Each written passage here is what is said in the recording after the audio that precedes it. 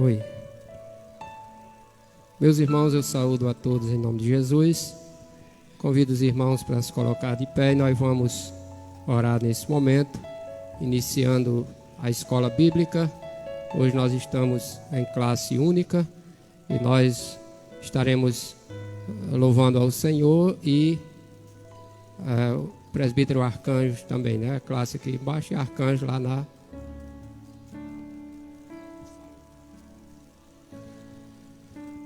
Vamos orar.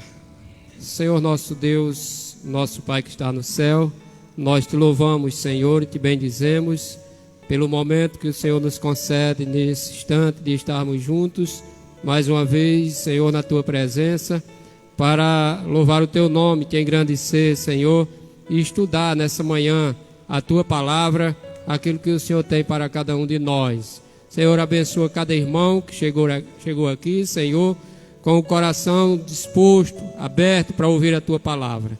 E os que ainda hão de vir, Senhor, traze-os debaixo da tua graça.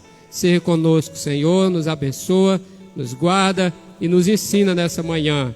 Nós pedimos a tua bênção desde já, no nome de Jesus. Amém. Amém, graças a Deus. Nós vamos louvar ao Senhor. Eu vou convidar o presbítero Ginaldo para estar louvando o nome do Senhor. E em seguida, o nosso professor, irmão Bruno, estará fazendo a leitura, né?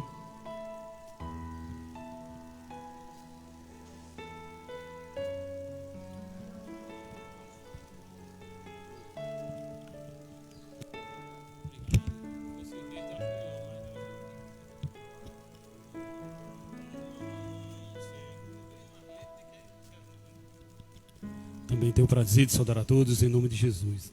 33 na harpa cristã.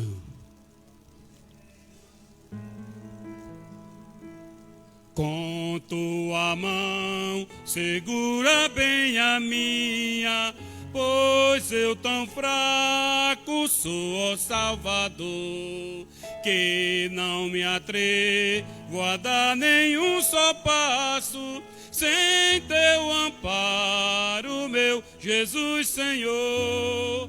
Com tua mão segura bem a minha, e mais unido a ti, Jesus. Oh, traze-me, que nunca me desvie de ti, Senhor, a minha vida e luz. Com tua mão segura bem a minha, e pelo mundo alegre seguirei. Mesmo das sombras caem mais escura, teu rosto vendo nada temerei.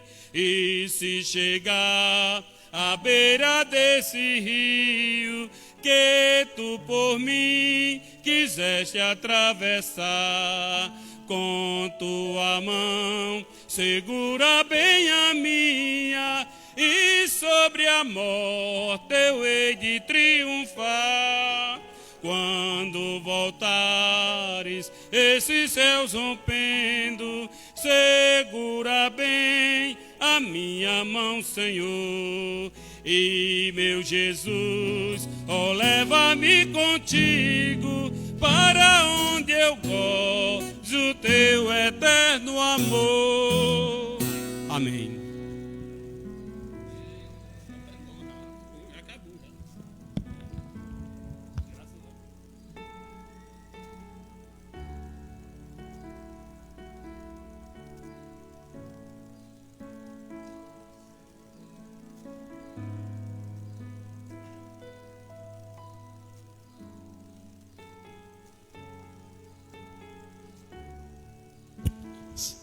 A minha saudação a todos é no nome santo do Senhor Jesus, amém?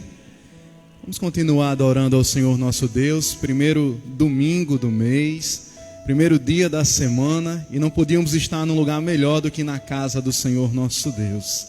Hoje vamos dar continuidade na Escola Bíblica Dominical, lição de número 8, a qual eu convido os irmãos, tanto os que estão presentes, quanto nos acompanham em casa, através do Facebook do irmão Faguinho, a fazer a nossa leitura bíblica desta manhã. Lição de número 8, comprometidos com a palavra de Deus.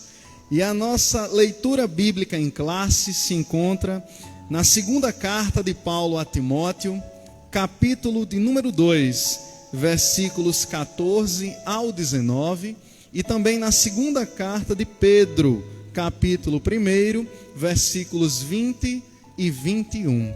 Vamos ler a palavra do Senhor nosso Deus, como já é costume entre nós. Eu leio o primeiro versículo, os irmãos leem o seguinte, bem forte, para que a gente possa fazer uma leitura bem bonita. 2 Timóteo, capítulo 2, versículo 14, diz assim a palavra do Senhor: traze estas coisas à memória, ordenando-lhes diante do Senhor que não tenham contendas de palavras, que para nada aproveitam e são para a perversão dos ouvintes.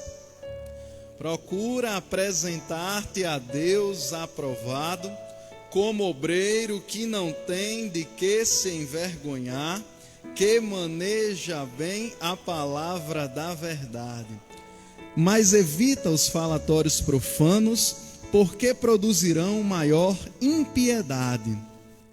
E a palavra desses roerá como gangrena, entre os quais são Himeneu e Fileto, os quais se desviaram da verdade, dizendo que a ressurreição era já feita, e perverteram a fé de alguns.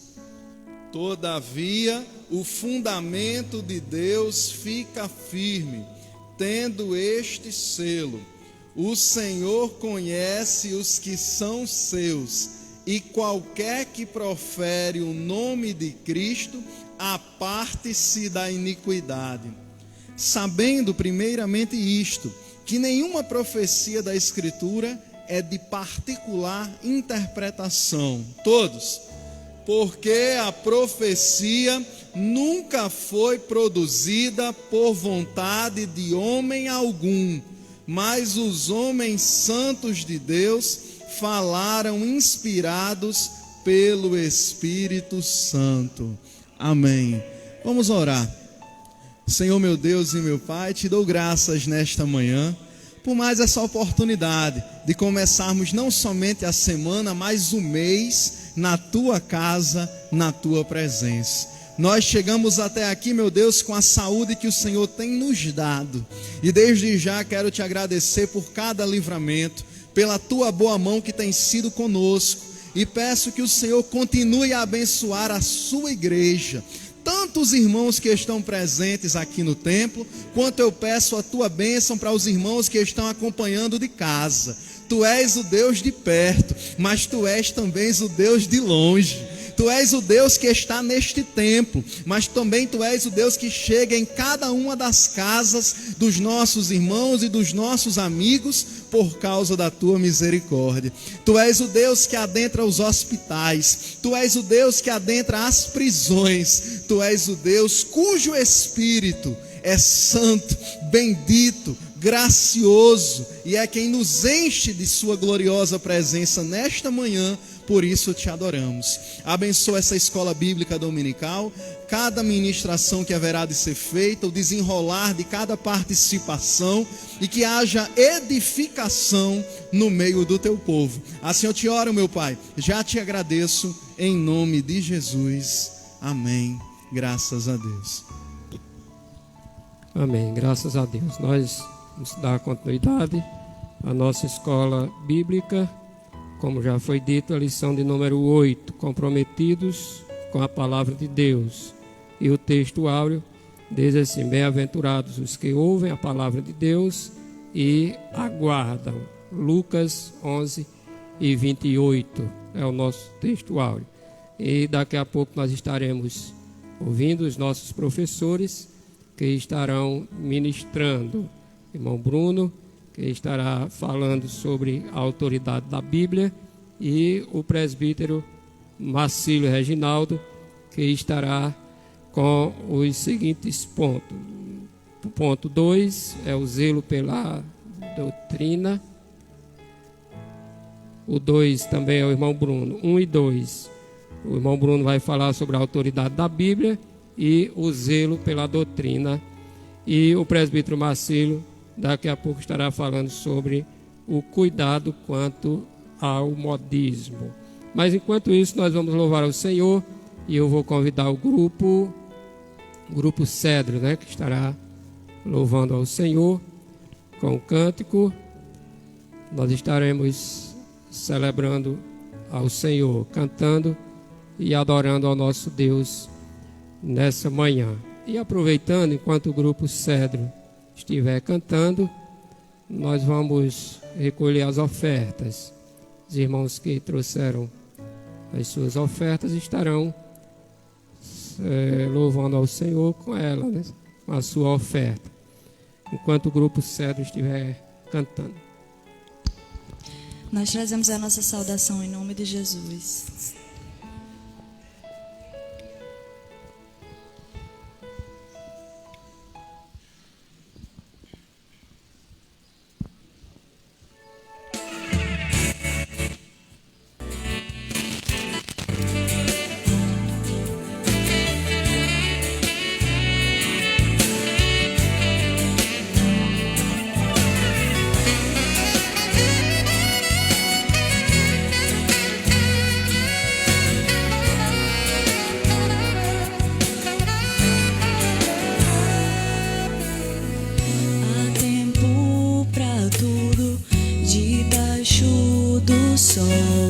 De nascer e de morrer, tempo de plantar e de colher, há tempo de chorar e tempo de rir, tempo de procurar e tempo até de desistir. Eu só não posso abrir mão do meu tempo contigo, Senhor.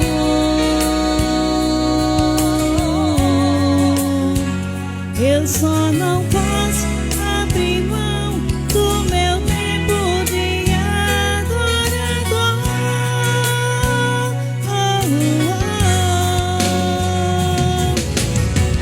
Antes que o tempo passe, eu quero te adorar,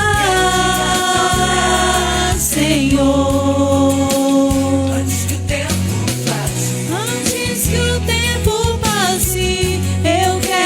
Me declarar, Senhor, porque todo tempo é tempo de primeiro amor, porque todo tempo é tempo, porque todo tempo é tempo de primeiro amor.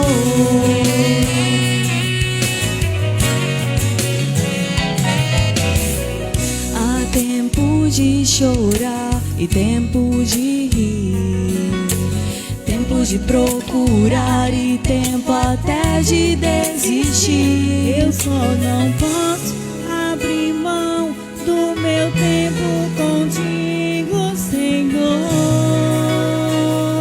Eu não posso não, eu só não posso abrir mão do meu tempo de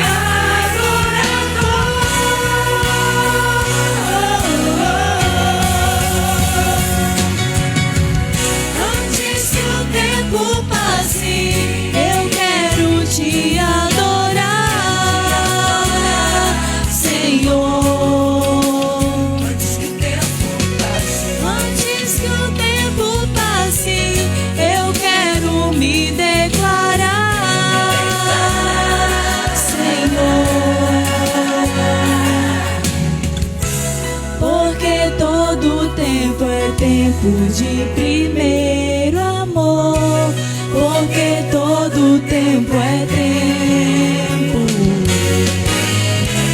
porque todo tempo é tempo de primeiro amor. Antes que o tempo passe, eu quero te adorar, Senhor. Antes que o tempo passe, eu quero me declarar,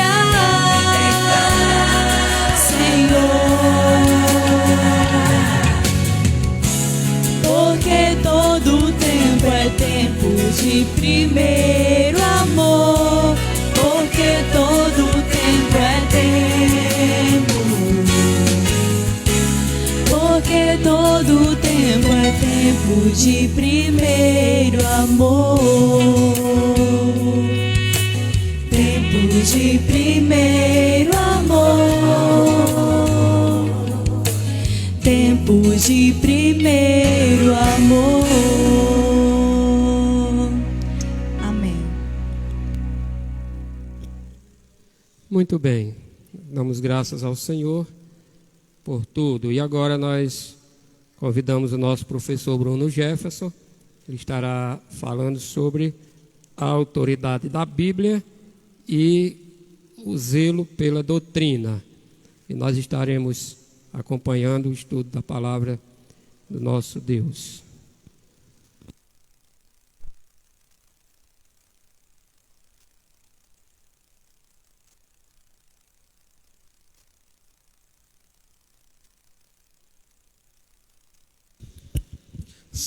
Minha saudação a todos nesta manhã no nome santo do Senhor Jesus, amém? Vamos continuar estudando a nossa revista desse trimestre, que tem sido uma bênção.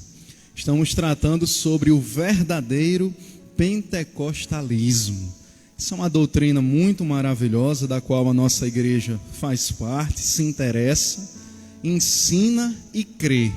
Então nós estamos tratando ao longo desse trimestre, em todas as lições, sobre as diversas nuances que existem no pentecostalismo, como é essa doutrina, o que ela apregoa, o que ela ensina, e por que nós continuaremos defendendo nesta igreja a importância do pentecostalismo como uma das manifestações de Deus para com o seu povo. E na lição desta manhã, nós iremos tratar sobre comprometidos com a palavra de Deus. Meus amados irmãos, o nosso texto áureo é Lucas 11, 28, que diz: bem-aventurados que ouvem a palavra de Deus e aguardam, né?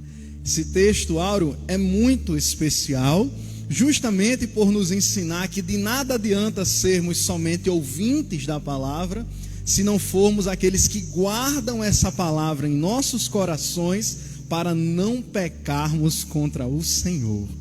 E aí a verdade prática seria: a autoridade divina da Bíblia deriva de sua origem em Deus, e isso por si só encerra a suprema autoridade das Escrituras como plena e total garantia de infalibilidade. Ou seja, a palavra de Deus, ela vem de Deus, a Bíblia é a palavra de Deus, e como tal, por si só, ela tem autoridade suficiente para guiar toda a igreja do Senhor nosso Deus.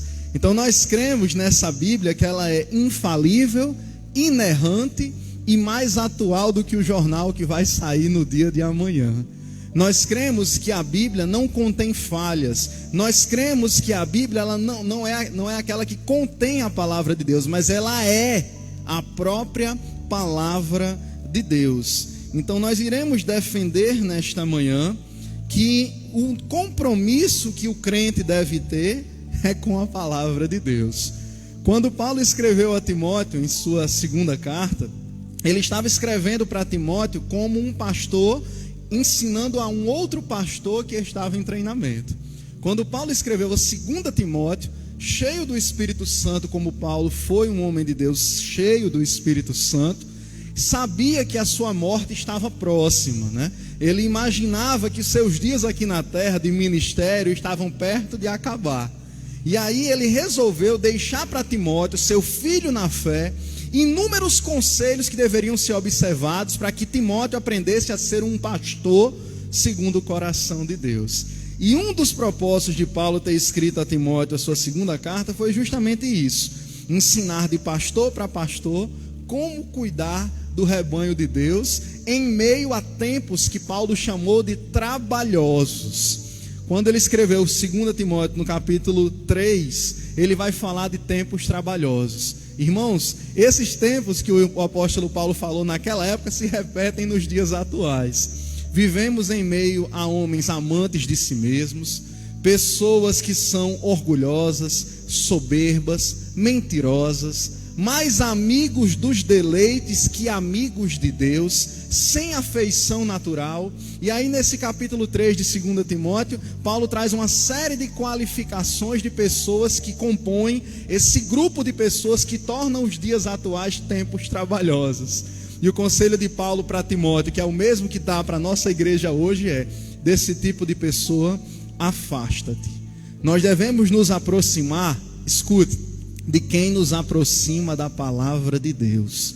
Nós devemos ter como amigos próximos aqueles que têm por melhor amigo o nosso Senhor e Salvador Jesus Cristo. Se algo não te aproxima de Deus, seja um trabalho, seja um relacionamento amoroso, seja uma amizade, seja o que for, se não te aproxima de Deus, se não tem compromisso com a palavra de Deus, afasta-te dessas coisas.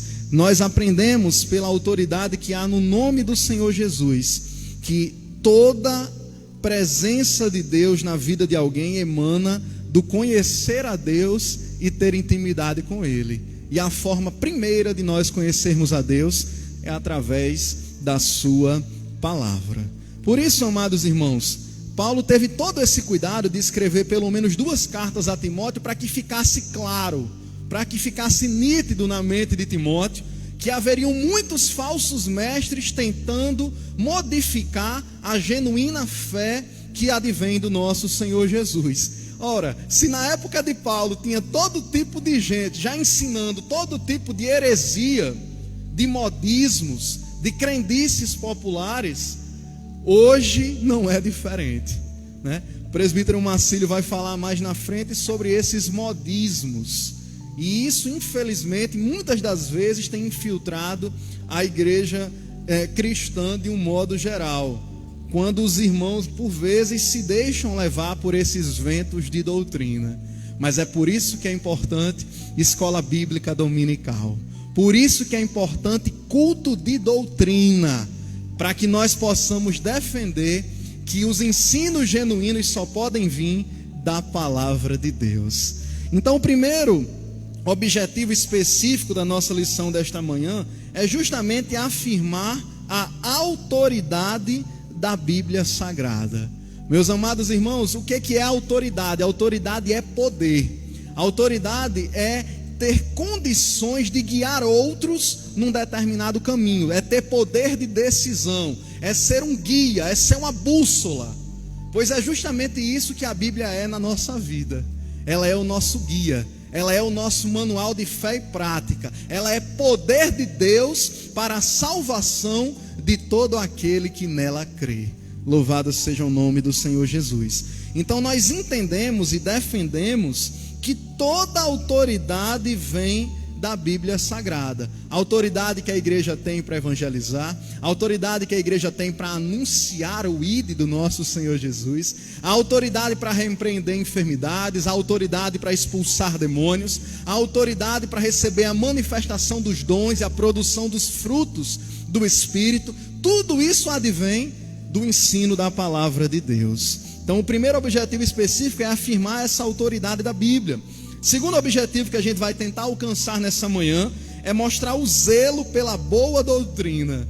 Por quê? Porque se existe a boa doutrina é porque existem muitas outras doutrinas ruins, doutrinas de demônios, como Paulo chama, ventos de doutrina. Então se tem uma única certa é porque as outras são equivocadas. Então nós precisamos entender que a chance de errar, estatisticamente falando, é bem maior do que de acertar no que diz respeito a existir muito mais doutrinas erradas do que doutrina certa.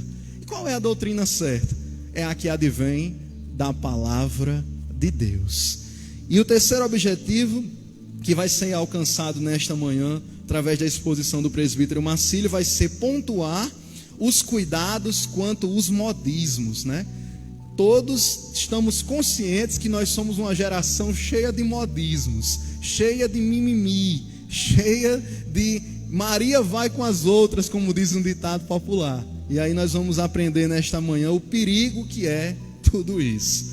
Crente não deve ser aquele que que é Maria vai com os outros, José vai com os outros, como diz o ditado, não. Crente tem que ser aquele que vai com Jesus, que imita somente o Senhor Jesus.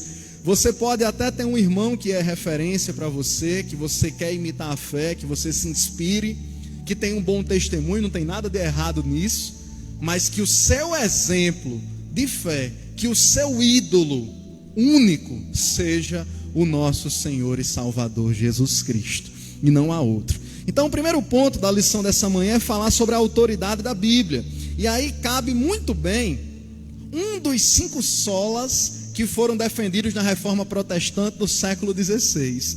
Talvez um dos solas mais urgentes, todos são importantes, mas talvez um dos mais urgentes para a igreja brasileira no século XXI, que é o sola Scriptura, ou seja, somente a Escritura.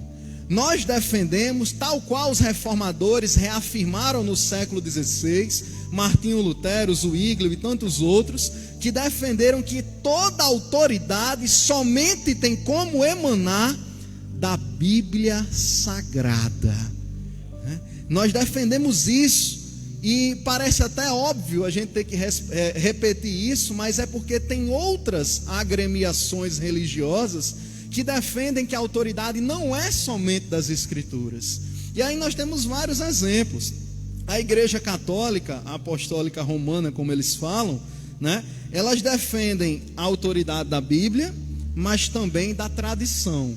Então, por exemplo, se o Papa, que é a maior autoridade da Igreja Católica, no seu concílio realizado lá no Vaticano, editar uma bula papal, um edito, ou uma determinação que é feita entre ele e os cardeais do clero católico, isso é vinculativo a todas as dioceses e paróquias. Eles creem não somente no que está na palavra, mas também no que está na tradição católica.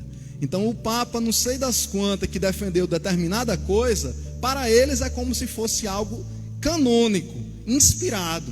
É por isso que, por exemplo, existe uma forte atuação da militância gay em pressionar o Papa que existe hoje, para que ele reconheça, por exemplo, a união entre pessoas do mesmo sexo.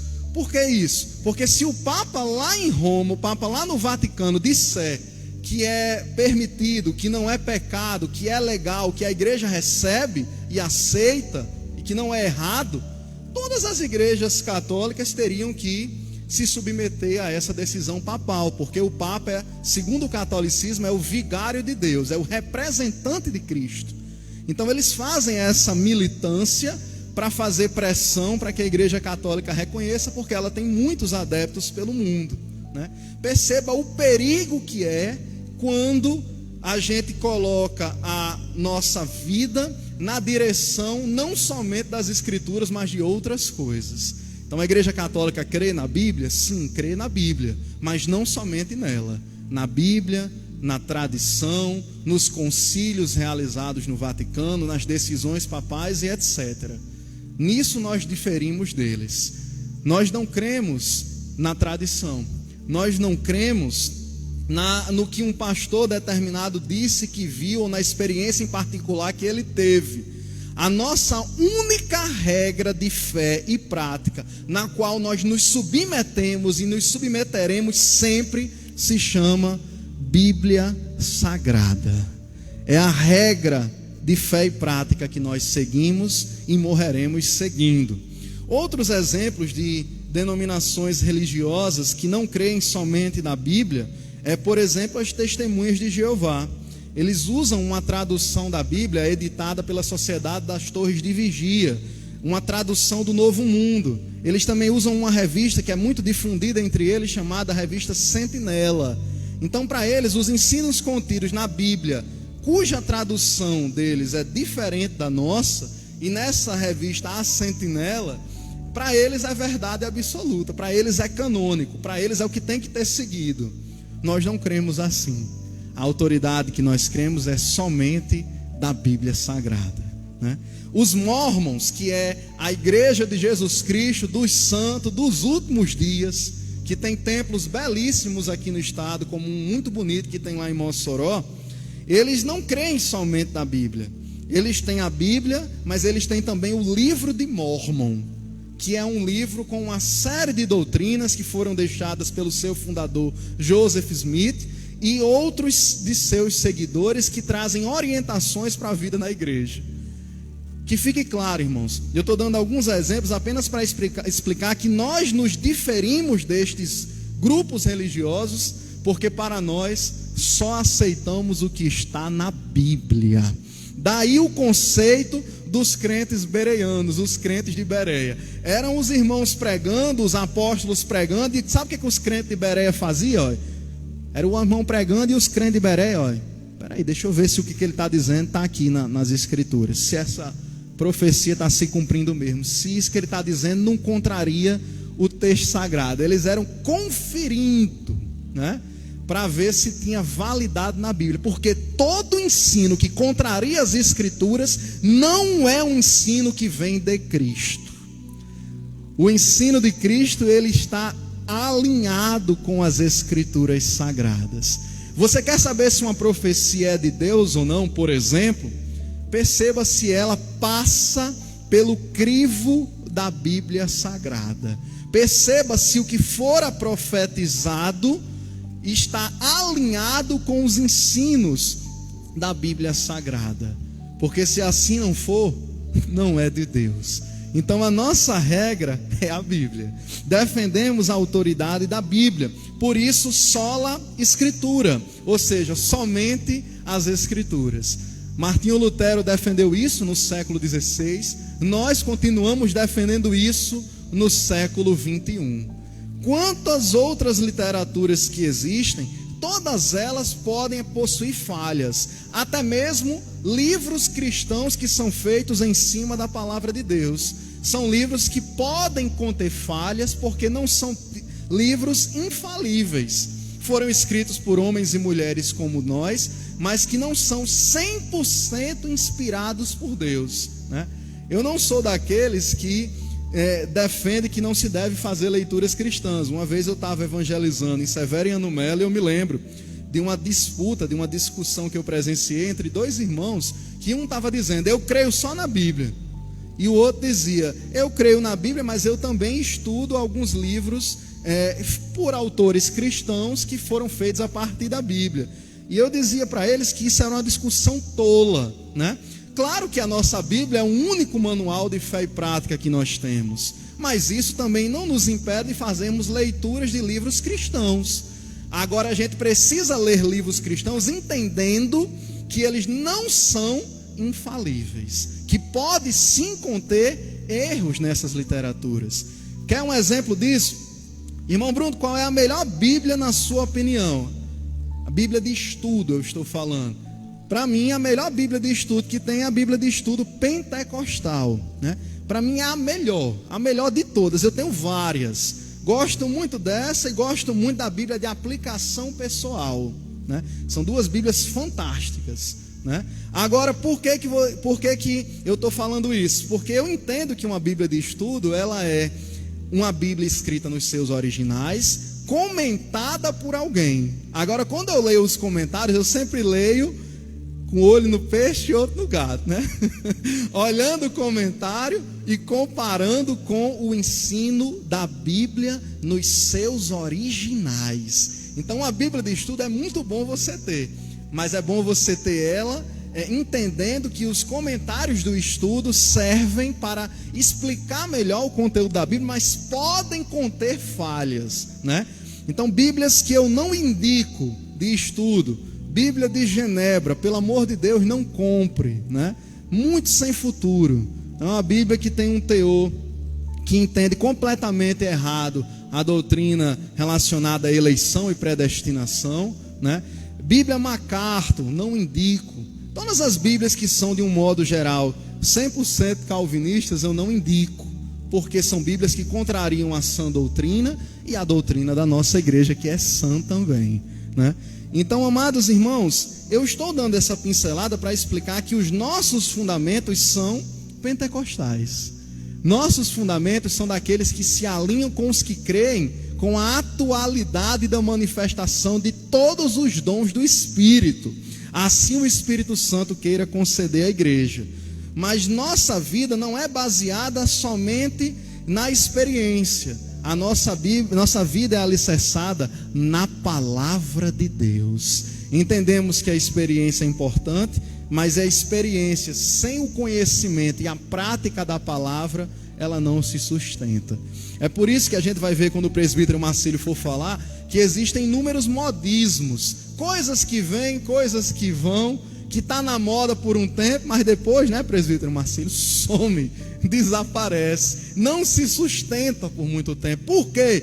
Porque não tem base na Bíblia Sagrada. Então nós amamos a palavra de Deus e somos comprometidos com ela.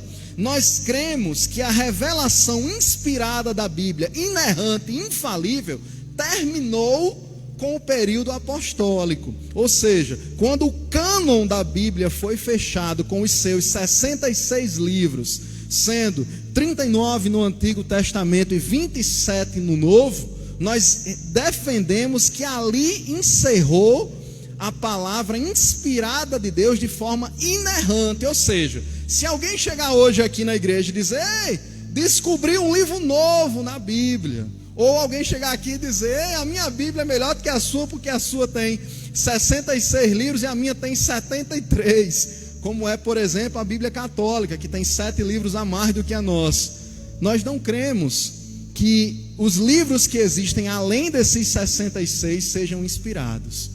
O que passa desses 66 nós chamamos de apócrifos. São livros que têm até o seu valor histórico, mas não são inspirados. Não são livros que nós devemos ter como fonte de fé e de prática. Então nós defendemos, portanto, que a única fonte de fé inerrante é a palavra de Deus, nos seus 66 livros, nos seus originais. E é bom a gente ter a nossa Bíblia para que a gente possa estar defendido, protegido de toda seta que o inimigo levantar. Quem crê assim diz amém.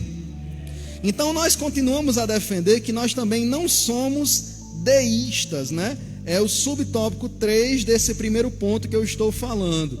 O que é que defende o deísmo? O deísmo defende que Deus existe, mas Ele está muito longe de nós, né? O deísmo defende que Deus criou as coisas, mas Ele é como um relojoeiro que fez um relógio, deu partida no ponteiro e botou o relógio para funcionar e deixou o relógio aí sozinho, né? Trabalhando, funcionando. Então, para o deísmo, Deus, Ele é o Criador, mas Ele não tem interesse de se relacionar com a sua criatura, né? Nós não somos deístas, nós somos teístas. O que são os teístas? Aqueles que acreditam em um Deus, e esse Deus, ele tem interesse de se revelar e de se relacionar com o seu povo. Então nós defendemos nesta igreja que o Deus que nós servimos, ele não somente nos ama, mas ele quer ter um relacionamento pessoal com cada um de nós. É por isso que o salmista disse, quando fala acerca de nós seres humanos, né? Ele faz uma pergunta interessante. Ele diz: que é o homem, né, para que te lembres dele, né? O filho do homem para que o visites. Aí na sequência ele mesmo responde, né, falando um pouco depois. Ele diz: porém de glória e de honra o coroastes, e o fizestes um pouco menor do que os anjos. Ou seja, Deus nos colocou, nós seres humanos, numa posição importante. Ele nos colocou abaixo dos anjos um pouco e nos fez a sua imagem conforme a sua semelhança. Isso é muita responsabilidade. Quem olhar para a minha vida e para a sua vida tem que ver Deus, a imagem de Deus. E isso só é possível pelo conhecimento de Deus que se adquire na sua palavra. Meus amados irmãos, então, em resumo desse primeiro ponto sobre a autoridade das Escrituras, nós dizemos: somos um povo que cremos na autoridade da Bíblia como nosso manual de fé e de prática. Ou seja, quando a gente quer tomar qualquer decisão, seja ela na nossa vida pessoal, profissional, estudantil, acadêmica, etc, etc, etc. Aonde é que a gente tem que buscar orientação? É nos youtubers que tem na internet, é nos coaches que tem hoje em dia, que é mais uma das modinhas que existe, é naqueles que são famosos porque tem centenas de milhares de seguidores e como tem muita gente seguindo, então talvez esse cara esteja certo. Não. Quando a gente quer buscar orientação para qualquer área da nossa vida, desde as decisões mais simples até aquelas mais complexas, o melhor lugar é na palavra de Deus, é no centro da vontade de Deus, e só podemos fazer isso buscando a sua palavra. Então defendemos que a Bíblia é o único manual de fé e de prática do crente.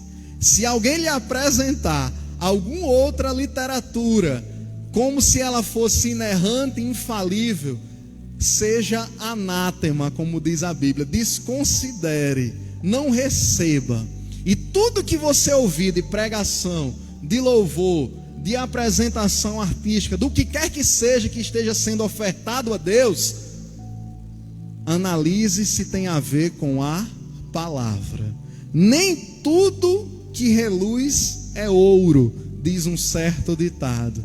Nem tudo que é ofertado a Deus é de Deus. Nem tudo que é dito que é de Deus, de fato o é. E a gente só sabe disso conhecendo a palavra. Aí muita gente não gosta de meditar na palavra, não tem uma leitura devocional da palavra, e aí é enganado facilmente por todo o vento de doutrina. Por isso que eu digo, é bom demais escola bíblica dominical. É bom demais culto de doutrina, porque a gente aprende o que está na palavra, e quando alguém vem com todo tipo de invenção, a gente rejeita.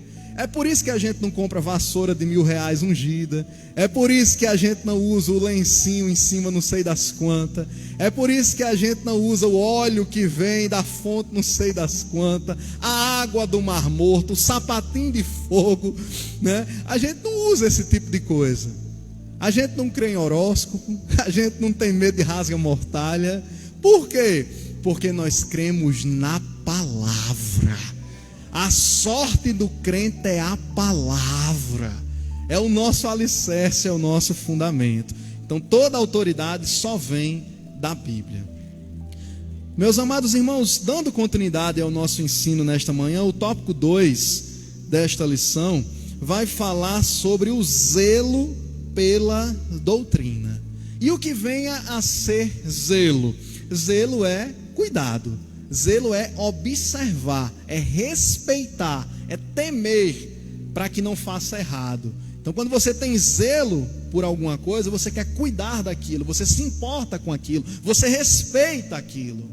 Então eu convido a todos nós a termos esse zelo pela doutrina bíblica, portanto, pela sã doutrina. Uma das coisas que eu mais amo na nossa igreja é porque por todos os anos que eu estudo a doutrina da nossa igreja, eu entendo que ela é uma doutrina bastante equilibrada, né? Eu acho que se tem uma palavra que pode definir a doutrina da nossa igreja é equilíbrio, né? No sentido de não ter extremismos, de não ter esse tipo de problema que a gente observa em determinadas doutrinas. Eu vejo sendo uma doutrina sã, equilibrada, boa, que merece ser observada por qualquer um de nós. Então quando a gente falar de doutrina, a gente está falando de uma palavra que vem do latim doctrina, que significa literalmente ensino, instrução.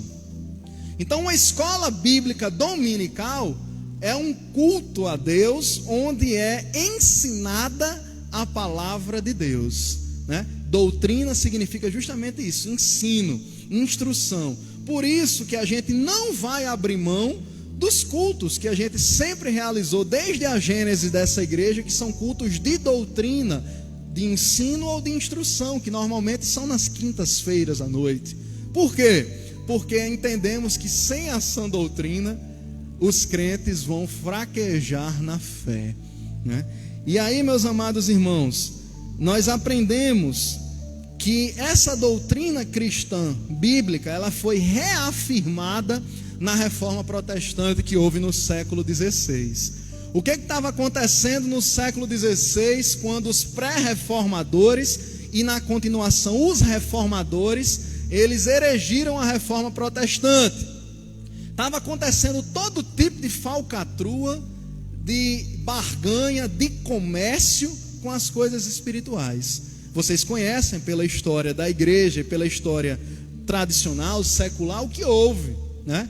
Especialmente a igreja católica, ela estava fazendo uma prática que nós não vemos respaldo nas escrituras, como por exemplo, as indulgências, que nada mais eram do que a venda de perdão de pecados, né? A gente aprende que isso era muito comum na reforma protestante. Existia até um ditado popular na época que dizia assim: quando a moeda tilintar, né, tocar, soar dentro do ofertário, uma alma vai estar saindo de dentro do purgatório, né? Ou seja, quando o dinheiro caísse na caixa da coletoria, da oferta, a alma estava tendo a libertação do purgatório e indo para o paraíso, né? Ou seja, estava tão escrachado isso, tão aberto, tão na cara, que as pessoas ficavam vendo essas práticas, mas nem todos tinham a coragem de confrontá-las. Foi aí quando Deus levantou Martinho Lutero e tantos outros para fixar as suas mais de 90 teses e confrontar isso, né? E aí a gente agradece a Deus, porque Deus em todas as gerações sempre guarda os seus remanescentes fiéis. Lembro-me muito bem da Bíblia Sagrada quando o homem de Deus, Elias, profeta do Senhor, ele estava temendo pela sua vida, sendo perseguido por um rei ímpio e por sua esposa. E aí, o que foi que Elias argumentou para com Deus? Ele disse: Senhor, derribaram seus altares, mataram os seus profetas e eu fiquei sozinho. Ele disse isso uma vez para Deus. Aí no mesmo capítulo você vê ele dizendo a mesma coisa. Deus escutou: Senhor, derribaram seus altares, mataram os seus profetas e fiquei só eu aqui só como seu representante. Ele disse duas, né? Quando ele pensou em dizer a terceira, Deus já estava com a resposta pronta e disse: ei, eu reservei para mim 7.000 que não dobraram o seu joelho a Baal. Louvado seja o nome do Senhor Jesus. É Deus dizendo para o seu profeta: nessa geração eu não tenho só você, Elias, eu tenho mais 7.000 fiéis à minha palavra. Do mesmo jeito fora na reforma protestante, do mesmo jeito é nos dias atuais. Deus sempre guarda o seu remanescente fiel. E aí a reforma protestante, ela foi esse boom que houve no século XVI, porque era mais do que necessário acabar com essas práticas de venda de perdão de pecados, de venda de terreno no céu. Já pensou se esse negócio fosse verdade? Era o melhor investimento que tinha no mundo. Agora a gente compra um pedacinho de chão aqui na terra para pagar em não sei quantas prestações, né? E é um bom negócio.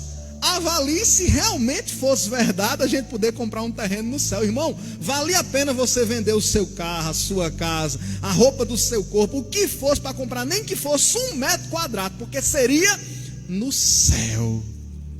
Era o melhor negócio do mundo, se fosse verdade. Mas aí Martinho Lutero e os reformadores acabaram com essa pouca vergonha ao defender que o céu não está sendo loteado, mas o céu foi preparado para aqueles que crerem única e exclusivamente no Senhor Jesus.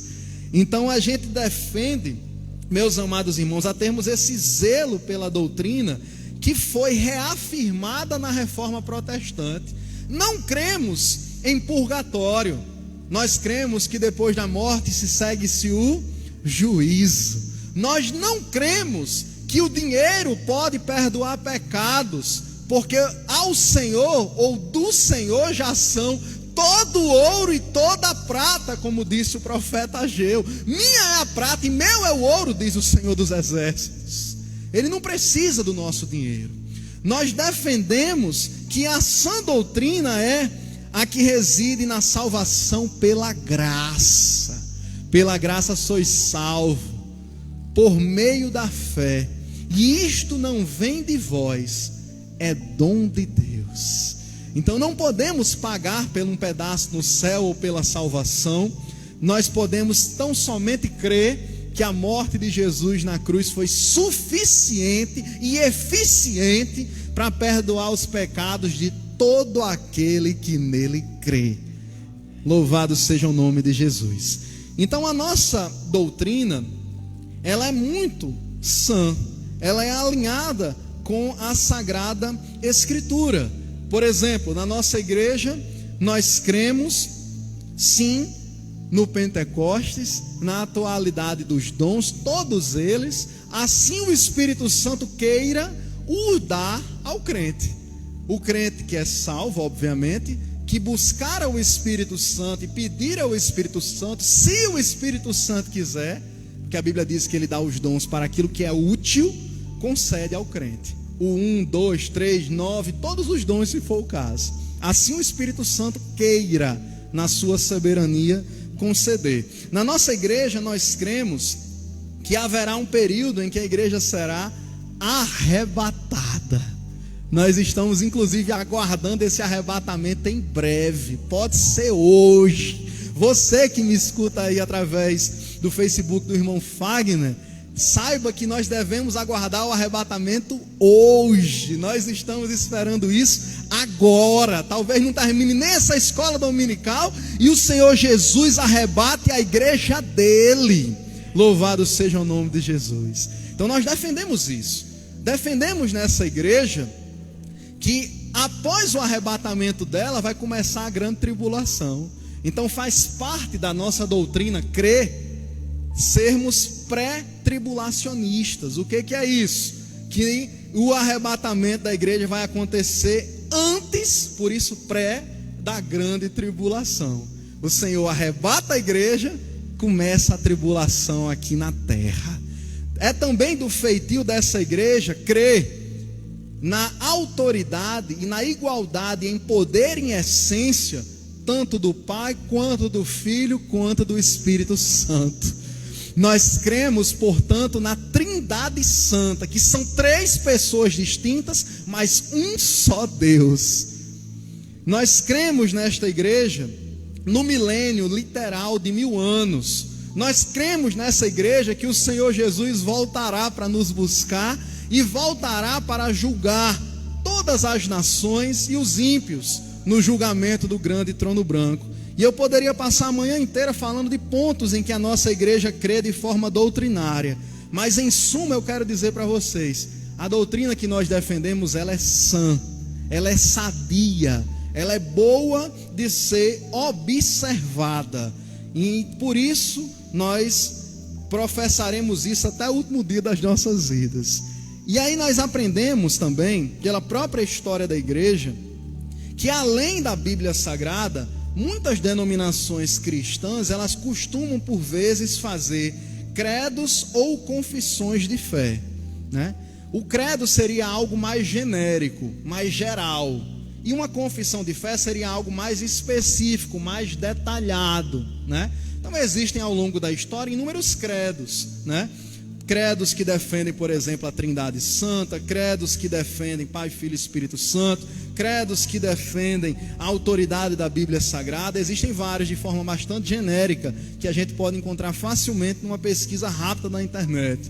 E existem confissões de fé, que são documentos mais específicos, que trazem uma compilação, um resumo do que a igreja acredita acerca disso, né?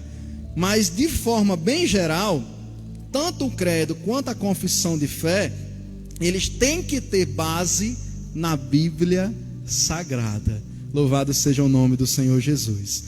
Então, meus amados irmãos, eu encerro essa minha participação no tópico 2 ao defender que a palavra de Deus, ela é a fonte emanadora de toda a doutrina. Se você quer saber como se relacionar com alguém, vai na Bíblia. Se você quer saber como ser um homem de Deus, uma mulher de Deus, aprende na Bíblia. Se você quer saber como agradar verdadeiramente a Deus, é na Bíblia. Se você quer saber quem é Deus, é na Bíblia. Então tudo que verdadeiramente importa está na Bíblia. Por isso que a melhor coisa que a gente pode fazer é ter ela como nosso livro de cabeceira. Ou seja, aquele livro que a gente tem a tiracolo, que a gente tem pertinho, vizinho à nossa cama, vizinho à nossa rede. É bom que a gente tenha uma Bíblia, tanto ela física como ela no nosso coração. Guardei a tua palavra no meu coração, para eu não pecar contra ti. Escondi ela no meu coração, disse o salmista. Que assim seja também para você, meu amado irmão, que escuta através do Facebook do irmão Faguinho. De onde você estiver, saiba, a Bíblia é o teu manual de fé. Vocês que estão presentes aqui no templo, não se esqueçam, meditem na palavra de Deus de dia e de noite. Porque como o presbítero Marcílio vai falar daqui a pouco, tem muita modinha que chega, vem e vai e não subsiste. Por quê? Porque o que vai permanecer é a palavra de Deus. O próprio Senhor diz: céus e terras passarão, mas a minha palavra permanecerá para sempre. Eu agradeço essa rica oportunidade no nome de Jesus. Amém.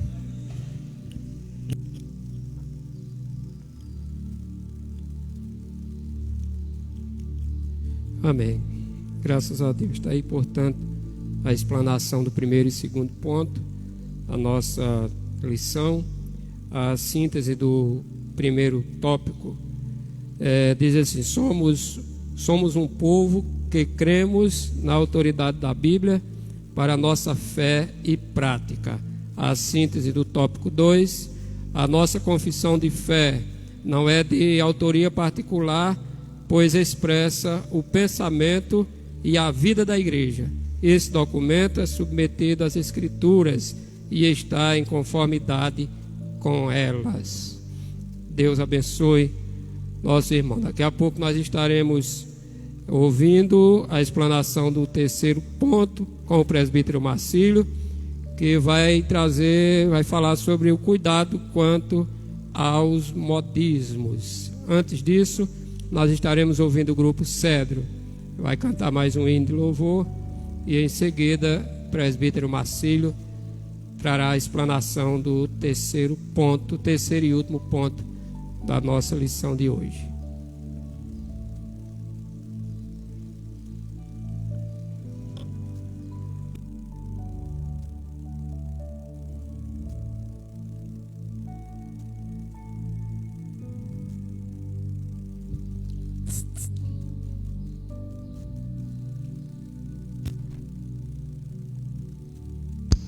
Trazemos a nossa saudação novamente em nome de Jesus.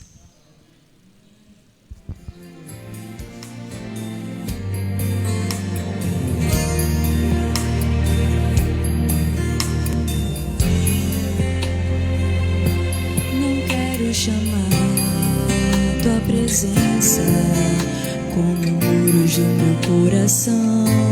Quero te tocar com minha vida, que é tudo que tenho.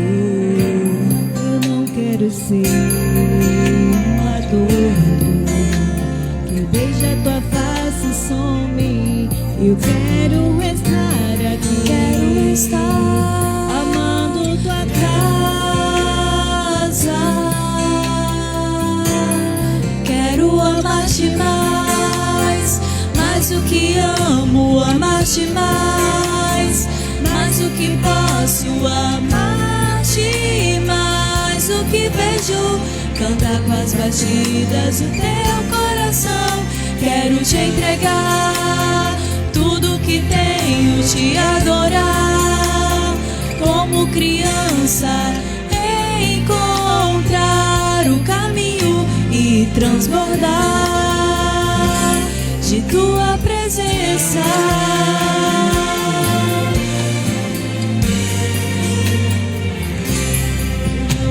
Ser um adorno que beija tua face e some. Eu quero estar aqui, quero estar amando tua casa. Quero amar-te mais do que amo, amar-te mais do que posso, amar-te mais o que vejo, cantar com as batidas do teu coração. Quero te entregar tudo que tenho, te adorar como criança, encontrar o caminho e transbordar de tua presença.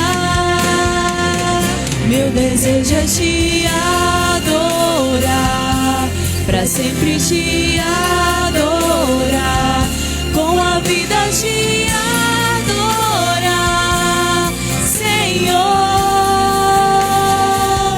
Meu desejo é te adorar, pra sempre te adorar, com a vida te adorar, Senhor. Quero amar-te mais, mais do que amo, amar-te mais do que posso, amar-te mais do que vejo, cantar com as batidas do teu coração. Quero te entregar tudo que tenho, te adorar como criança, encontrar o caminho e transbordar de tua presença.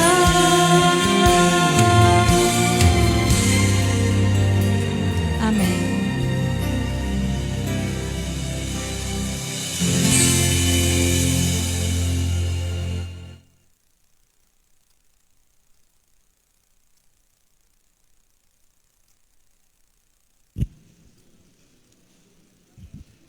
Meus amados irmãos e amigos, eu saúdo a todos no nome de Jesus.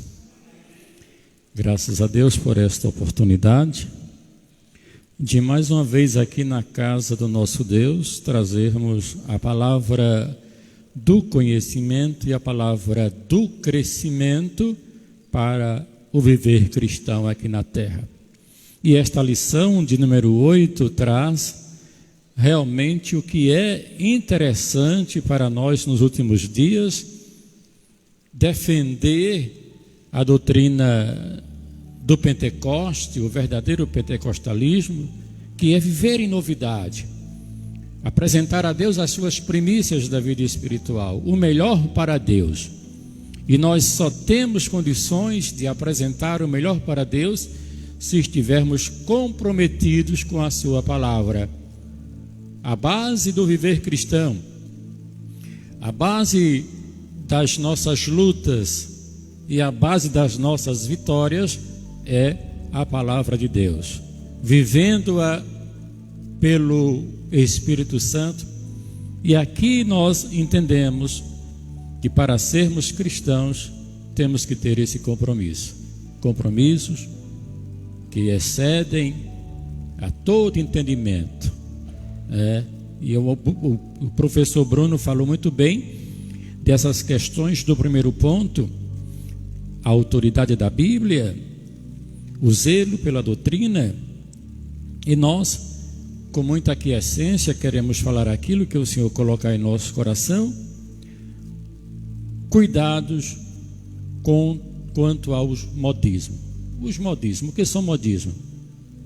Modismo são coisas passageiras, efêmeras, que ocorrem em dado momento por uma necessidade de alimentar o ego do ser humano, de cumprir com o compromisso de algum grupo, em todos os sentidos, né? O mundo vive de modismo, o mundo vive de altos e baixos nessas questões de melhor se apresentar em todos os campos da vida.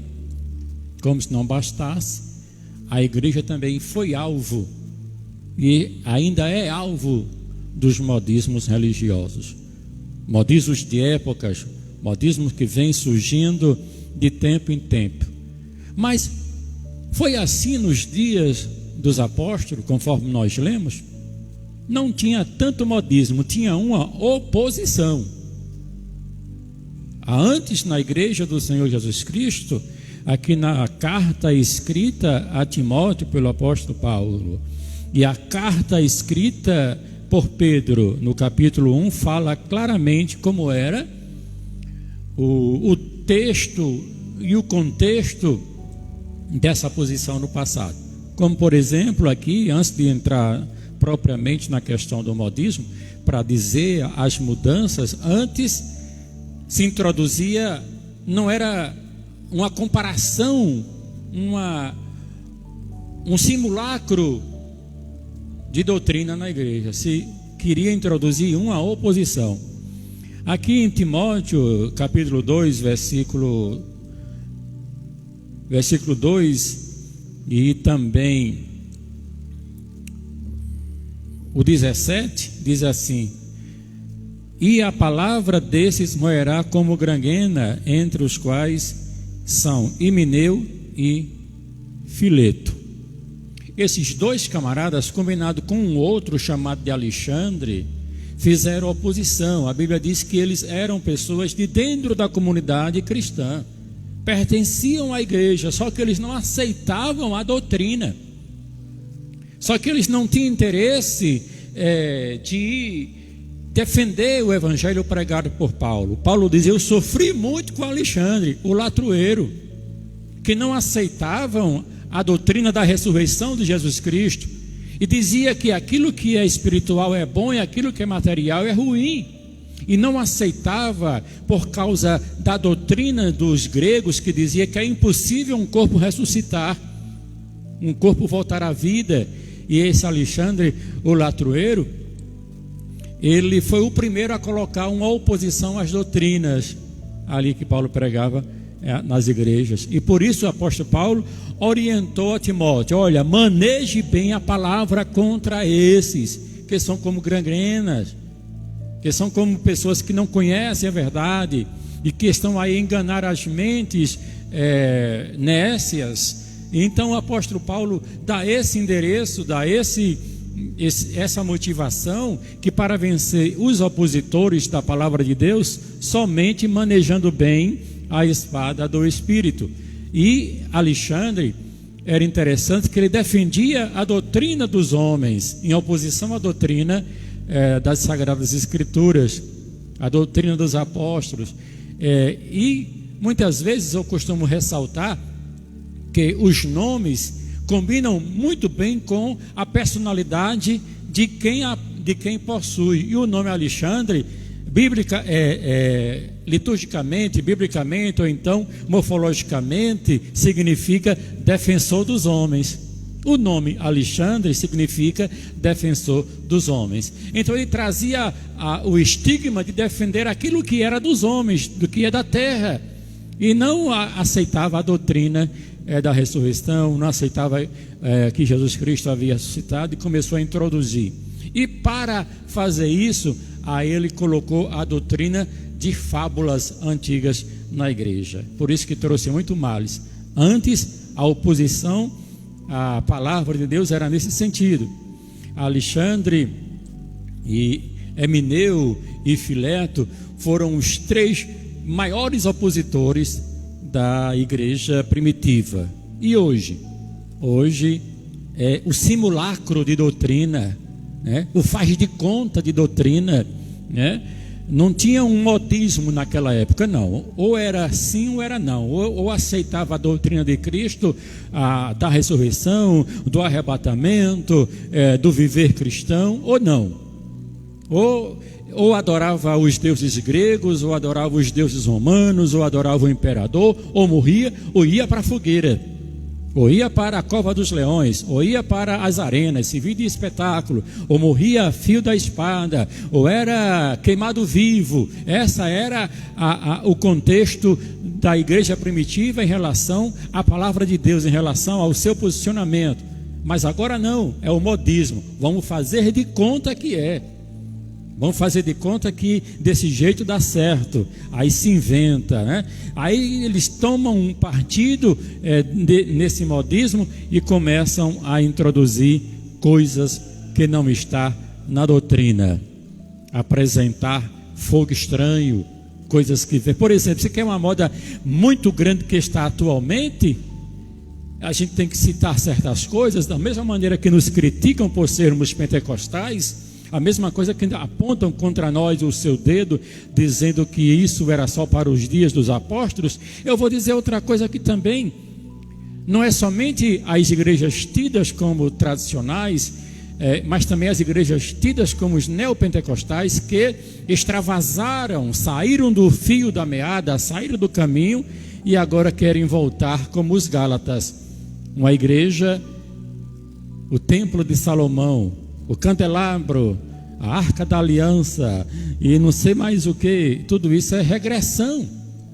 Pois houve um período aqui no Brasil que existiu o grupo dos 12, as células, era um modismo. Primeiro foi o caicai. Primeiro era esse modismo de que o homem com grandes poderes, não sei o que, a sua palavra inflamada derrubava as pessoas. Se eu for falar o nome de uma igreja aqui, vocês conhecerão. Quando eu era menino, ela tinha a fama de ser a igreja do caicai, né? De ser a igreja que quem chegou lá na frente, na hora que o homem levantar a mão, e cai, e cai, e cai, e cai. Esse era o modismo que tinha aí nos idos de 1980, 85, 90, era o modismo do caicai. Aí uma vez eu não era crente ainda, eu fui olhar essa igreja do caicai. Aí na hora lá eu vi a pessoa sofrendo lá o impacto da palavra, segundo eles, o impacto da unção do homem de Deus, e caiu. Aí eu disse, eu venho amanhã de novo olhar. Moleque, ora irmãos, quando eu tinha meus 12, 13 para 14 anos, eu adorava acabar com um culto, rebolar pedra na igreja, né? Eu adorava fazer isso. Eu adorava mangar dos crentes. Eu gostava, naquela molecagem, né?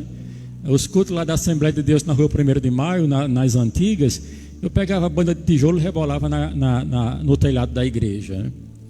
Então eu ia olhar as igrejas por curiosidade, por outro tipo de atitude.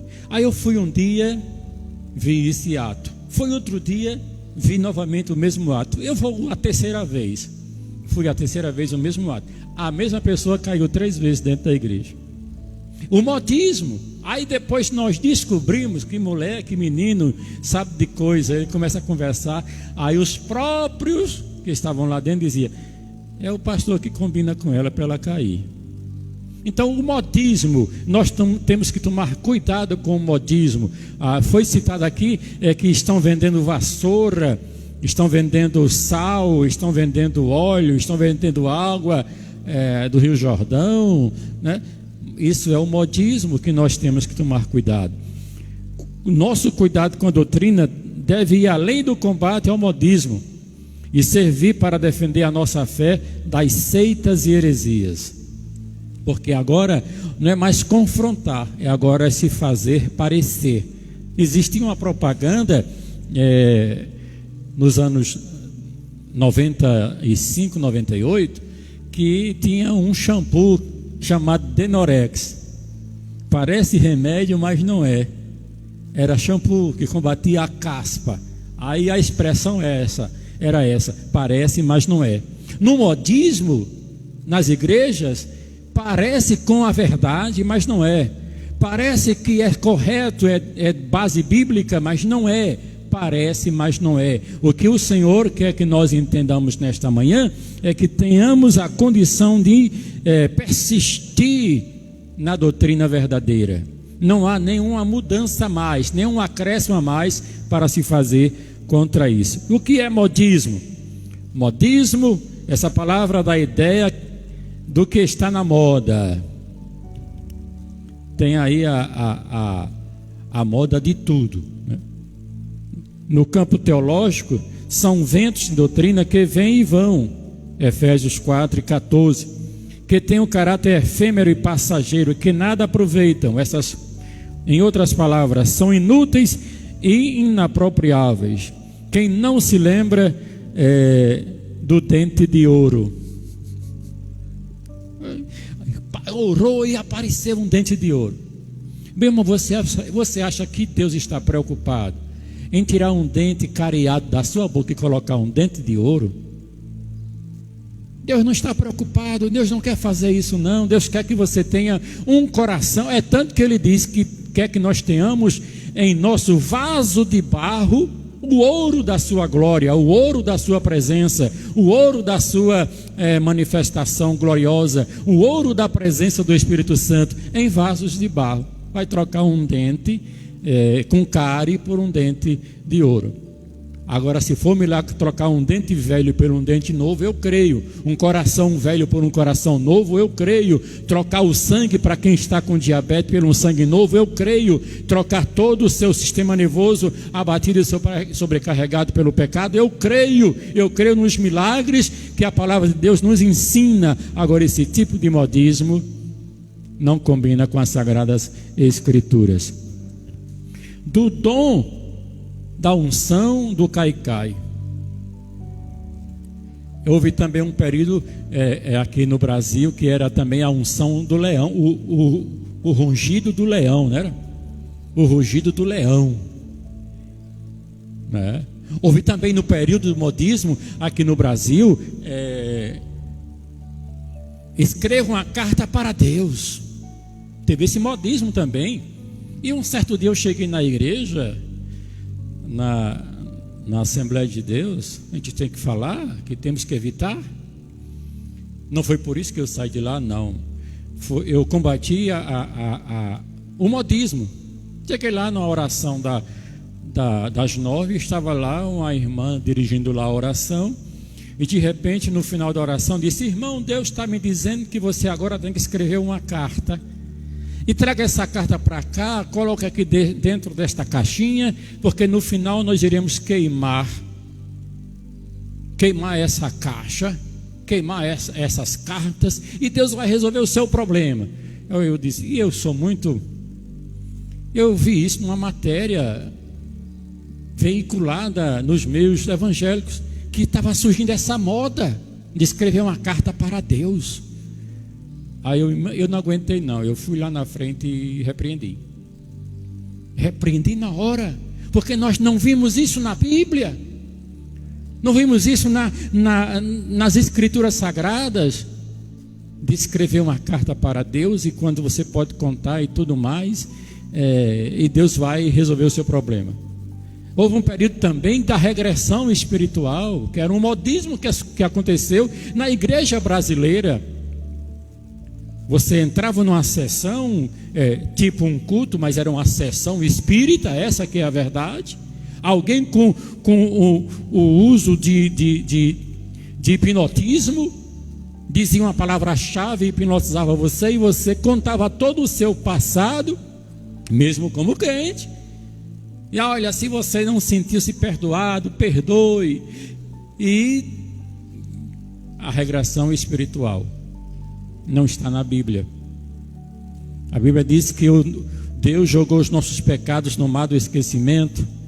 Deus fez novo a nossa vida a cada dia, e nós temos que tomar muito cuidado com o modismo. A regressão espiritual não é de Deus. Houve também um período aqui também no Brasil, que quando colocaram o copo de água em cima da televisão, o copo de água em cima do rádio, após a oração, até agora ainda tem crente ainda que adota esse tipo de modismo. Vai para frente da televisão e o camarada está lá, e traga a sua carteira, traga a foto, traga o lenço, traga o copo d'água, que aqui nós iremos fazer oração. Vamos resolver o problema. Se alguém está passando por algum problema, apresente aqui Não tem isso, irmãos. Esse modismo é para um período de necessidade em que toda a palavra de Deus preenche os espaços vazios no coração do homem. E o copo d'água, eu tenho uma história verdadeira de como surgiu esse modismo do copo d'água. Alziro Ziru foi o fundador da Legião da Boa Vontade, um braço do espiritismo brasileiro. E ele, em suas sessões espíritas, para trazer uma bênção, para poder trazer as pessoas para dentro do seu salão, espírita, ele criou essa moda do copo d'água ungido. O copo d'água ungido nasceu num centro espírita, nasceu em uma vertente do espiritismo de Allan Kardec.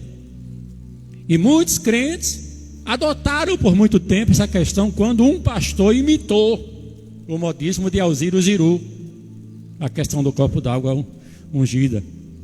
E certa vez também eu tive que repreender. Talvez as pessoas não gostem da minha posição um pouco dura, é porque nós temos que defender aquilo que é reto, aquilo que é justo, aquilo que é puro, de acordo com a palavra de Deus. Doa quem doer. Nós não podemos pôr em prática esse tipo de coisa que não condiz com a Bíblia, que não condiz com a palavra. Aí o irmão, o copo d'água, irmão, você... Aí eu tive que contar como surgiu a história do modismo do copo d'água. Então, irmão, não vá por esse caminho. A Bíblia Sagrada, ela é completa, não precisa de nenhuma necessidade a mais de você e eu trazer isso à tona. E esses promotores desses tipos de modismo estão sempre aí querendo tirar proveito para dominar a mente dos que são incautos, dos que são nécios, dos que não têm conhecimento, dos que não leem a palavra de Deus. O professor Bruno diz assim: escondi a tua palavra no meu coração para eu não pecar contra ti. Contra todo esse tipo de modismo, só quem pode nos fazer vencer é a palavra de Deus. Eu sempre costumo dizer que tem um irmão, muito amigo meu, que quando você trazia uma coisinha para ele, que ele via que estava um pouco contradizendo com a Bíblia, ele perguntava: está na Bíblia? Se você dissesse que estava na Bíblia, ele dizia: é de Deus. Aí quando você apresentasse outra coisa, que ele perguntasse de novo: está na Bíblia? E se você murchasse a cara e dissesse que não, ele dizia: é de procedência maligna. Se não estiver na Bíblia, vem de uma origem maligna ou de uma origem humana. E nós não podemos adotar esse tipo de coisa. A própria Bíblia já é a nossa regra de fé. E existem essas práticas exóticas. O que são essas práticas exóticas? Práticas que estão fora da Bíblia. Antes era a oposição e agora é a questão da verossimilhança, né? Querer se parecer com a Bíblia, mas não é. Parece, mas não é. Então, o que nós devemos fazer nesses últimos dias? Nos apresentar perante Deus como obreiro aprovado. E mais uma vez aqui, essa palavra obreiro é no sentido geral.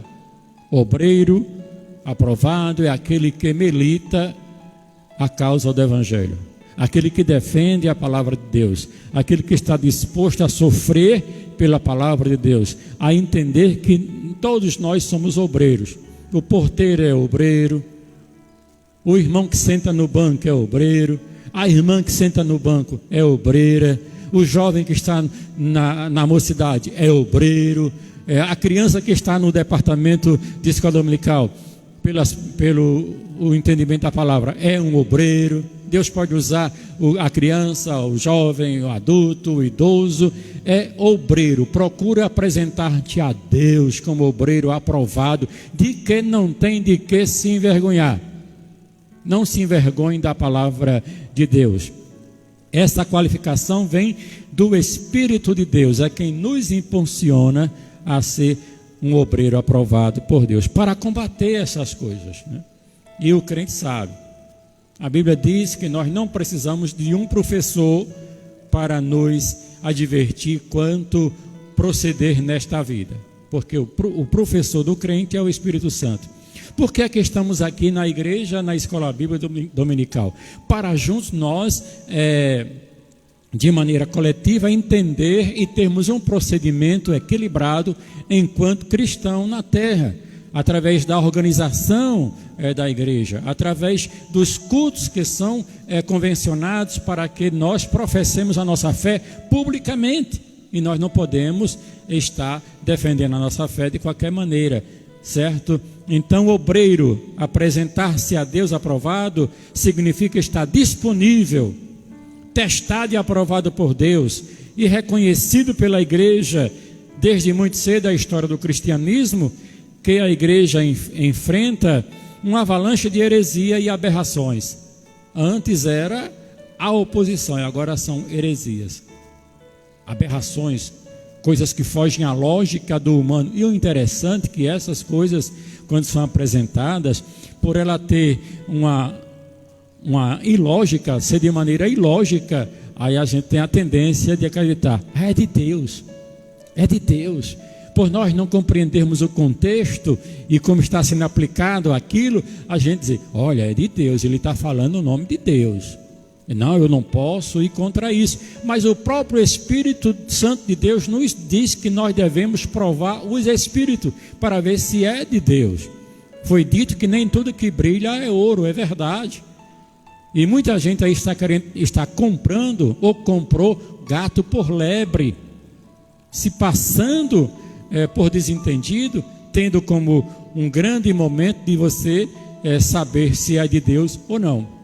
Eu fico com a orelha em pé, né? Logo eu tenho 2 orelhas grandes para poder observar e ver quando a coisa é fora do contexto bíblico. Então a igreja sempre enfrentou, se não foi de um lado, como foi dito aqui no texto de Alexandre Latueiro, Himeneu e Fileto, é agora com alguém que quer se passar como obreiro, certo? Pessoas que são treinadas para manipular a mente das pessoas. Eu vi um fato nesse período das células, grupo dos 12 em Apodi, uma pessoa a nível nacional que dizia o seguinte, né, olha, nós não podemos aceitar que o crente, que o servo de Deus, que o cristão, que o crente seja pobre ou que fique enfermo, porque nós temos a autoridade. Pregou tanta coisa baseada nessa questão, porque nós fazemos a questão da regressão e blá blá blá e blá blá blá.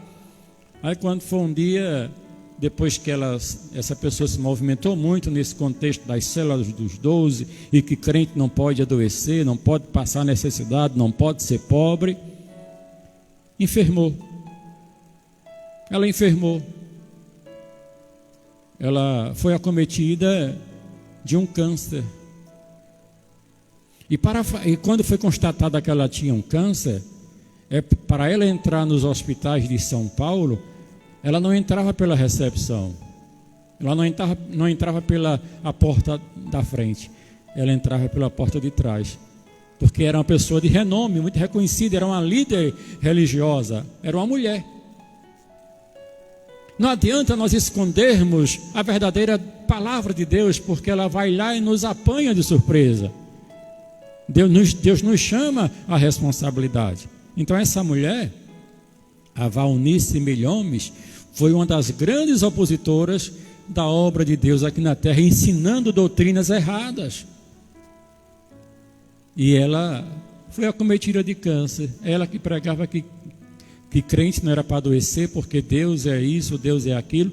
É igual os amigos de Jó. Ele faz Bildade e Eliú. Não tinham experiências com Deus, não conhecia Deus, e tudo que quanto Jó falava, ele dizia, você está errado, Deus não vai ouvir tua oração, olha, confessa o teu pecado, e Jó na dele. Tem crente, tem obreiro, tem pessoas que assim não conhecem a Deus, não tem intimidade com Deus, fala do que Deus não é, desacredita da palavra de Deus, põe obstáculo para quem crê de maneira genuína e não entendendo o mistério de Deus. É contra esse tipo de coisa que nós devemos nos opor. Vou repetir as palavras do professor Bruno. Quer conversar com Deus e entender Deus? A Bíblia. Quer entender o mistério de Deus em relação à sua própria vida pessoal? A Bíblia. Então tudo está na Bíblia, ela é a nossa regra de fé. Não aceite ninguém colocar história na sua mente, querendo desviar você daquilo que a palavra de Deus já estipulou, já ensinou. Apresente a Deus como obreiro aprovado. Maus obreiros e obreiros fraudulentos, sempre vai ter. Enganadores, roubadores de mente, sempre vai ter. Sempre vai ter. Como obreiro que não tem de que se envergonhar. Não tenha vergonha de ser obreiro. Não tenha vergonha de defender. Não tenha vergonha de falar a verdade. O termo obreiro, tanto no grego quanto em português, vem de obra, trabalho e tem significado amplo no Novo Testamento. No sentido literal, se refere ao trabalhador do campo, aquele que trabalha arando a terra, cuidando da terra, cultivando a terra. Se aplica também ao obreiro que está na obra de Deus, fazendo o trabalho do Senhor. Aqueles que se dedicam a Deus de maneira toda especial, de uma maneira metafórica.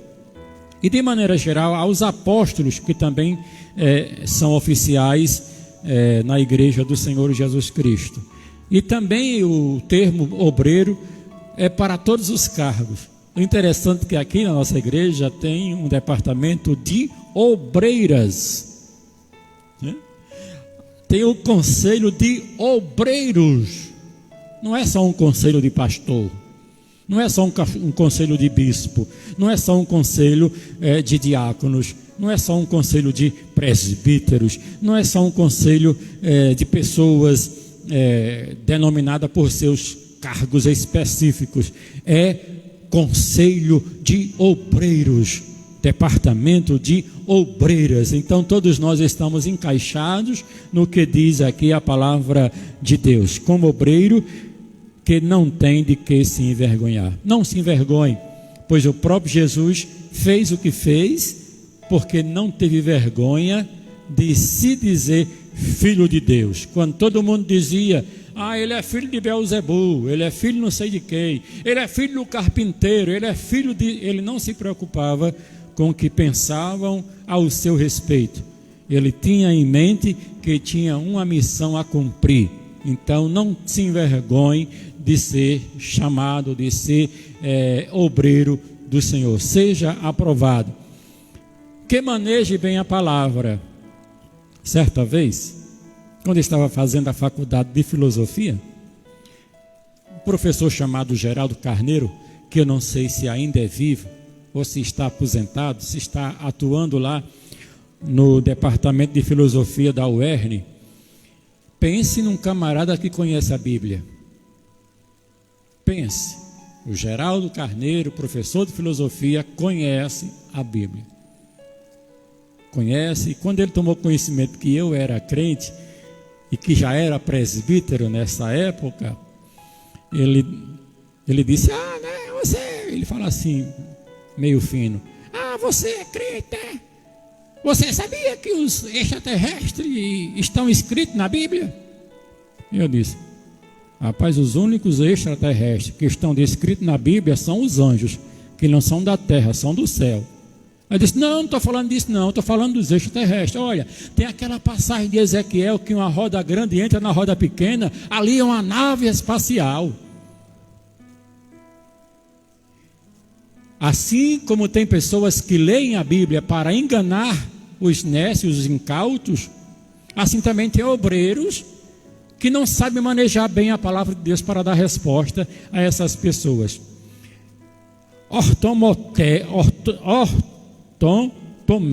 é a palavra que diz manejar, ter condições de manejar, de trabalhar, habilidade em lidar com esta arma que é poderosa. Eles lá conhecem. As Nações Unidas tem um conselho mundial de religiões, que eles não fazem outra coisa a não ler a palavra de Deus. Tem um conselho lá que é feito, que é composto por vários líderes do movimento do ecumenismo, porque eles têm uma profecia da Bíblia em mente, que haverá um dia em que um líder religioso tem que surgir entre as nações, que vai dominar o campo político, que vai dominar o campo religioso e o campo econômico das nações. Para eles é um líder que tenha esse perfil, que tem que ser trabalhado entre as religiões. Quem é esse camarada? O anticristo. Eles leem para o seu bel prazer, para a sua intenção de domínio. E muitos de nós não queremos entender que a palavra de Deus, sendo bem manejada, ela destrói fortaleza, ela põe inimigos em retirada, ela destrói campos espirituais da maldade, ela destrói tronos espirituais. E muitas vezes nós não queremos ler a palavra de Deus, não queremos entender a palavra de Deus. Só que eles não têm o que nós temos a nosso favor. Eles não têm o auxílio do Espírito Santo. Que o Senhor Jesus Cristo disse: eu vou subir, eu vou para meu Pai, mas quando eu for, eu rogarei ao Pai que Ele envie o outro Consolador, para que esteja convosco, e Ele vos fará lembrar as palavras que vos tenho ensinado.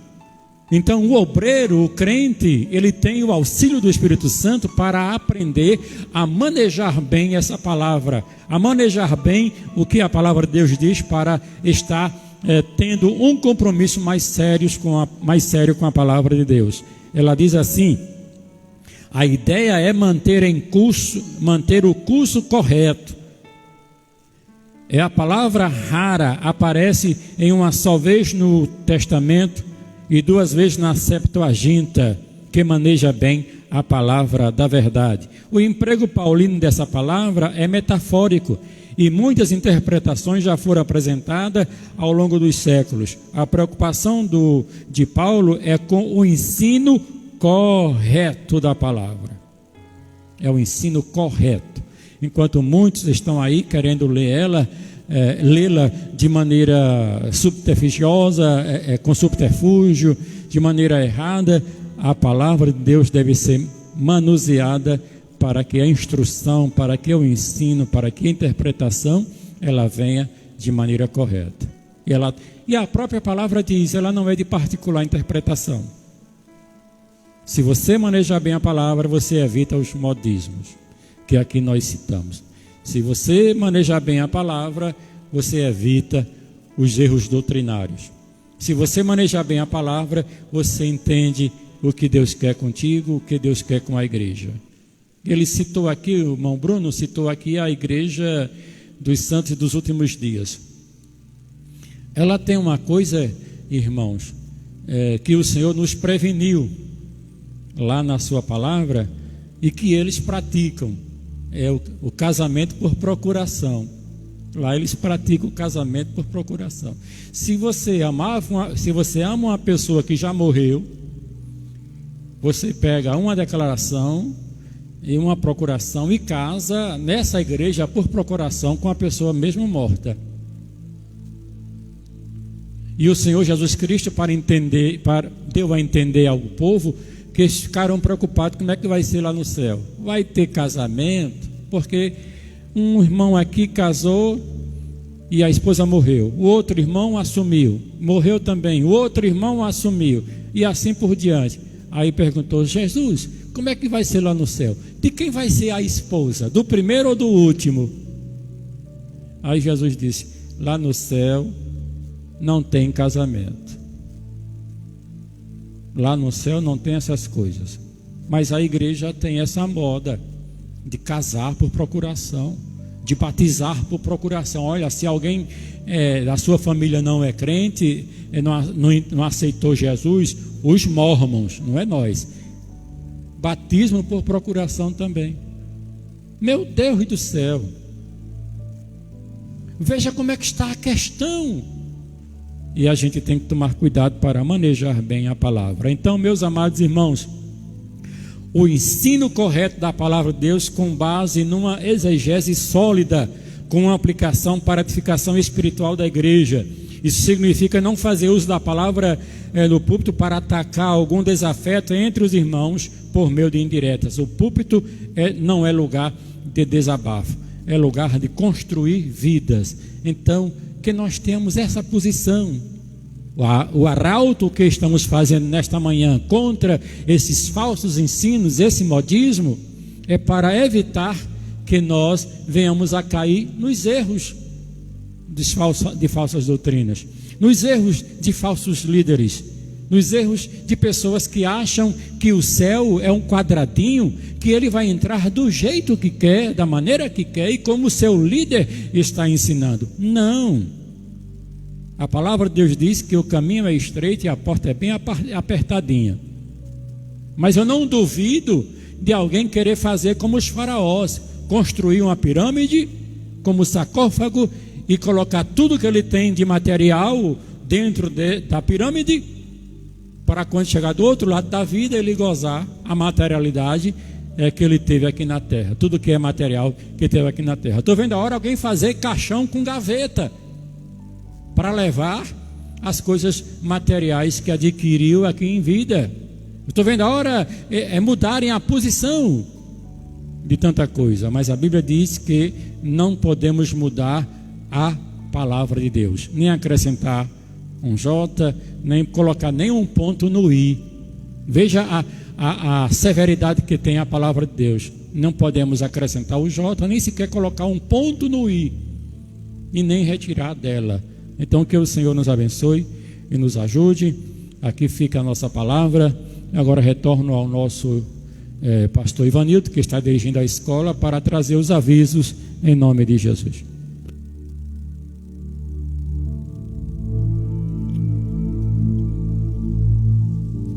Muito bem, irmãos. Aí a explanação do terceiro e último ponto da nossa lição de hoje. Cuidado quanto aos modismos. E cuidado mesmo, porque existem muitos por aí. Quando você ouvir, faça como os crentes de Bereia. Vá olhar se está na Bíblia, né? Olha a procedência, olha quem está falando, né? A vida do indivíduo que está falando. A síntese do tópico 3 diz assim: devemos combater aos modismos, defendendo a nossa fé das seitas e heresias, refutando os erros contra os ensinamentos bíblicos e persuadindo os contradizentes para que se convertam ao Evangelho santo e puro, o Evangelho de Jesus. Amém?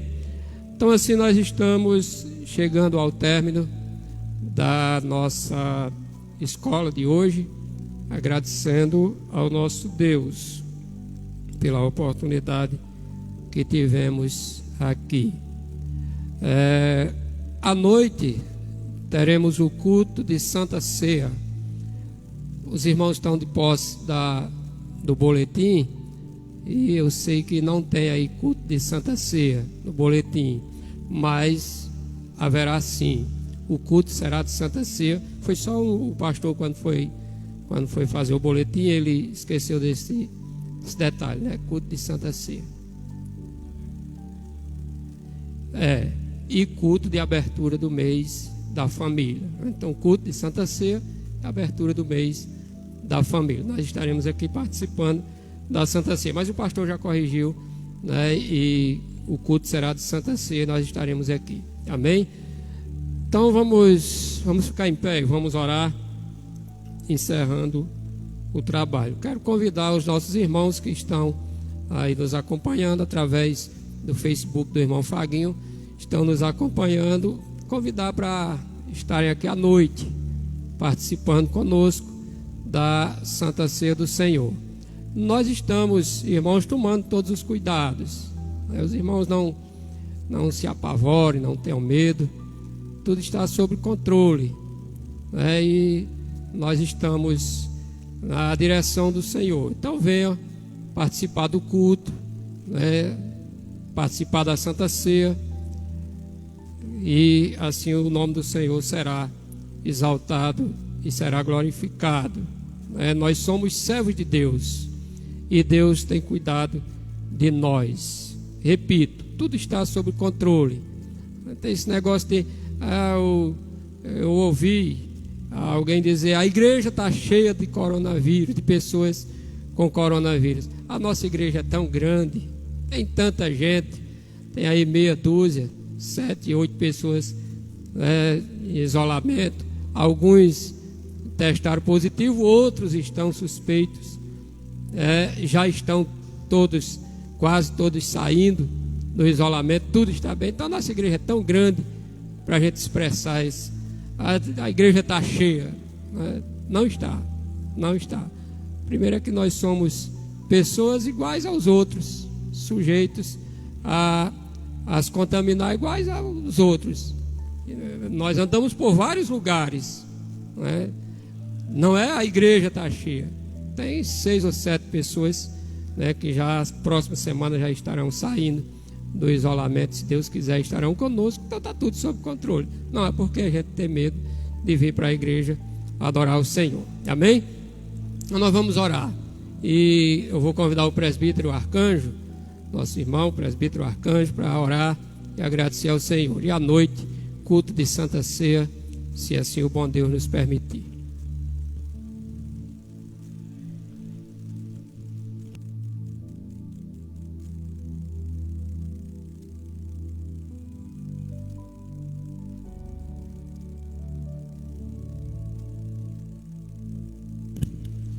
Amém. Vamos orar, vamos agradecer ao Senhor, né, por mais uma escola dominical, por a bênção de estarmos aqui. Pai, damos graça por tudo que foi falado nessa noite, que foi exposto, pela administração da Tua palavra. Ó Pai, que ela fique em nossos corações, que possamos viver conforme a Tua palavra nos ensina, conforme a sã doutrina. Em nome de Jesus, nós damos graça, Pai. Também pedimos pelo culto à noite, e abençoa, Pai, o culto que será de ceia. Prepara os nossos corações, nossas vidas para participar da Santa Ceia do Senhor. Abençoa os irmãos que não puderam vir para a escola. Também dá condições de chegarmos à noite aqui para adorar o Teu nome, ó Pai, para bendizer o Teu nome que é santo, ó Pai, que é digno de toda adoração, de todo louvor. Pedimos em nome de Jesus pelos irmãos que estão enfermos. Abençoa, Pai, em nome do Teu Filho amado, trazendo a cura, trazendo a libertação, retirando todo o temor, pois só em Ti a bênção, só em Ti a salvação, em Ti a libertação. E é isso que nós estamos aqui, porque confiamos no Deus vivo, que cura, que salva, que liberta, que transforma, que renova, e ó Pai, todo o nosso ser. Pedimos em nome de Jesus e damos graça pelo privilégio de estar na Tua casa, Te adorando, Te bendizendo, Te louvando. Em nome de Jesus que damos graças. Amém.